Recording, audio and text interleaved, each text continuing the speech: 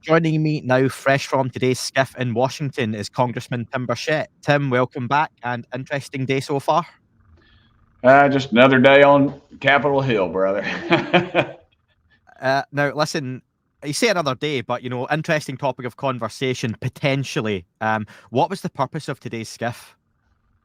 Well, we brought in a fella who was, I guess, just to establish that Grush's legitimacy and his claims that Now, he made about things. and Congressman Jared Moskowitz told Askapol that after the SCIF that it was the first real briefing you all had had.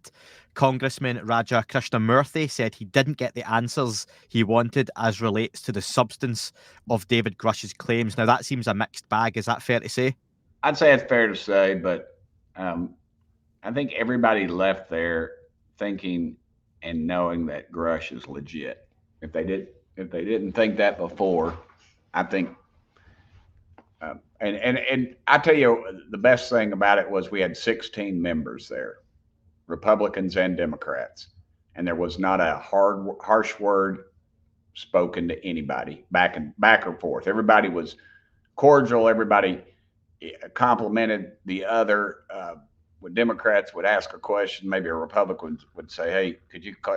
And then they'd say, "Yeah, that's great," or a Republican, vice versa. So this is clearly a bipartisan issue, which is something that they will not divide us on.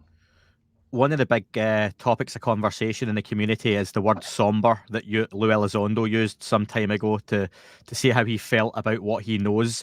Did anyone come out of the SCIF today feeling any different or somber towards the UFO topic?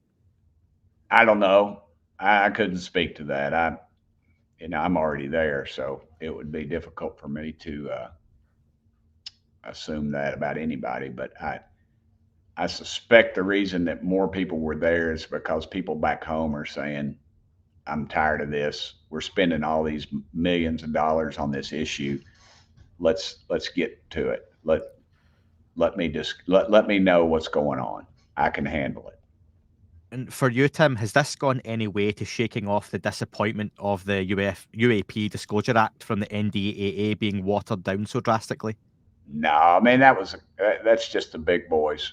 Um, yeah, they screwed up on that one because now you got Schumer on their tail, and their arrogance. Either that or they just did that long enough to where they could cover it up a little further, which is probably more in line of their line of thinking. Um, and it's clearly the tail wagging the dog. You have unelected bureaucrats telling Congress, going beyond the Constitution, because we have the constitutional authority, obviously, over these departments, these unelected bureaucrats, and they're telling us what to do. You can't discuss the nature of the content that was in today's SCIF, but what direction has today's information given you and your colleagues? I think we know where we need to start looking a little more. I think I knew, but I needed the others to come to that conclusion, and I I, think they have. I think I'd seen some of your comments immediately after, again from Askapol, that it was a who and maybe not a where. And do you know exactly who you're going to be calling to potentially testify? I have some ideas, but I'm not going to share them because I did that the last time. We were supposed to have like 12 people testify, and only three showed up, and they were all bombshells, by the way. They didn't bomb, they were bombshells. They were great. And so I'm hoping maybe I'm going to keep those pretty close to the cup until it's mandatory that I release those names. And I have to ask, is Bob Lazar one of the names you would be calling? Um, as I stated, I'm not going to say who or if anybody. I'm just not going to release that right now. I know we had a very short time together for this one, Tim, and I appreciate your time. But any final words for those listening and watching as to where we are? Let's keep the pressure on. We might get there. I don't know that we will or not, but let's keep the pressure on.